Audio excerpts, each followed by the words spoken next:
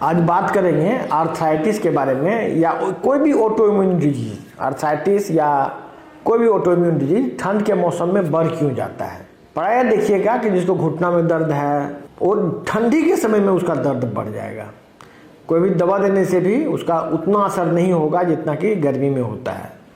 तो इसके पीछे कारण क्या है, ये बात बहुत लोग पूछना चाहते हैं। प्लस आर्थराइटिस ही नहीं, यदि कोई ऑटोइम्यून डिजीज जैसे कि दम्मा है तो ठंड के मौसम में बढ़ेगा दम्मा। उसी टाइप से सार्कोइडोसिस है, वो भी ठंड के मौसम में बढ़ेगा। स्पाइनल कॉर्ड में प्रॉब्लम है, वर्टिब्रा का प्रॉब्लम है, लंबर डिस्क प्रोलैप्स है, वो भी ठंड के मौसम में बढ़ता है। तो ये लोग जानना चाहते हैं कि इसके पीछे कारण क्या है। Auto immune disease in general ठंड के मौसम में बढ़ जाता है। इसके पीछे कारण ये है कि आप जो भोजन करते हैं वही ऑटो इम्यूनिटी का कारण है, और ठंड के समय में लोग ज़्यादा खाता है। जैसे कि सबसे बड़ा ऑटो इम्यूनिटी का जो कारण है तो वो है गेहूँ का आटा। अब ठंड के मौसम में 2 रोटी ज़्यादा खा लेता है इसकी वजह से। प्लस ठंड के मौसम में क्या होता है कि बॉडी में हर एक चीज़ आदमी जो खाता है उसका एलिमिनेशन उतना फास्ट नहीं होता, क्योंकि उस समय लोग काम भी कम करता है। आदमी बैठा रहता है, ज़्यादा चलता फिरता नहीं है, उसका मूवमेंट कम होता है, तो वो सभी जो चीज़ है शरीर में इन्फ्लामेशन करता है। देखिए, हम जो इन्फ्लामेशन एक बहुत बड़ा चीज़ है। इन्फ्लामेशन क्यों होता है शरीर में? हम जो भोजन करते हैं उसमें यदि कार्बोहाइड्रेट की मात्रा ज़्यादा होगी, खास करके ग्रेन्स, हम कार्बोहाइड्रेट का मतलब है ग्रेन्स मतलब बीज खाना। मतलब देखिए, कोई भी एनिमल बीज खाने के लिए डिजाइन नहीं है।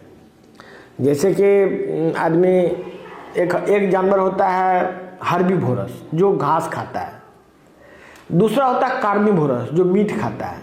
यदि मान लीजिए आदमी के बारे में कुछ नहीं पता, ये हर्बीवोरस है कि कार्निवोरस है, कुछ भी है, लेकिन बीज ईटर तो नहीं हो सकता है।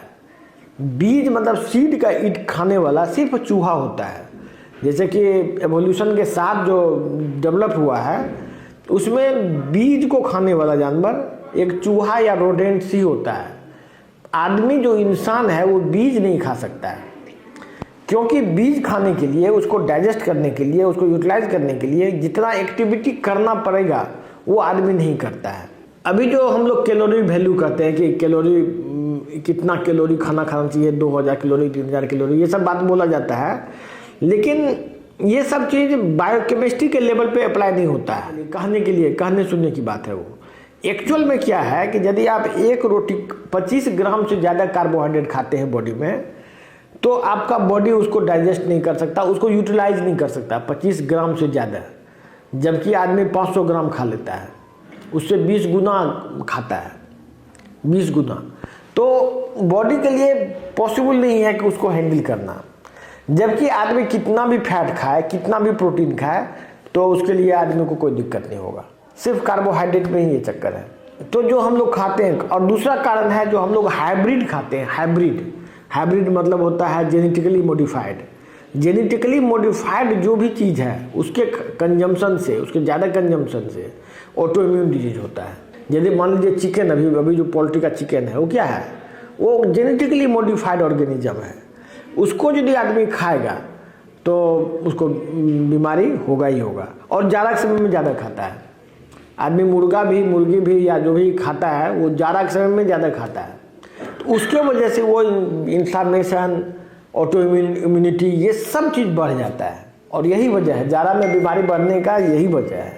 लोग बहुत सारे लोग बहुत तरह का तर्क करते हैं कि ठंडा में ज़्यादा ठंडा लगता है, लेकिन एक्चुअल बात यह है कि आपका जो भोजन का पैटर्न है और कैलोरी का बर्न करने का जो पैटर्न है, जैसे कि गर्मी के समय लोग ज़्यादा एक्टिव रहता है, ज़्यादा चलता है। आप देखिएगा ट्रैवलिंग भी ज़्यादा करता है, ट्रेन में भी ज़्यादा भीड़ आपको गर्मी में मिलेगा, जाड़ा में बहुत खाली रहता है ट्रेन। तो जाड़ा में लोग मूवमेंट कम करने की वजह से और कंजम्पशन ज़्यादा कर लेने की वजह से बॉडी उसको झेल नहीं पाता है, इम्यूनिटी को झेल नहीं पाता है, ये वजह से उसको बढ़ जाता है। तो जिन लोगों को इम्यूनिटी रिलेटेड कोई भी बीमारी है उसके लिए अब इलाज बन गया है, ट्रीटमेंट अवेलेबल है। दिए गए नंबर पर बात कीजिए और ये ट्रीटमेंट आपको ऑनलाइन भी अवेलेबल है। धन्यवाद।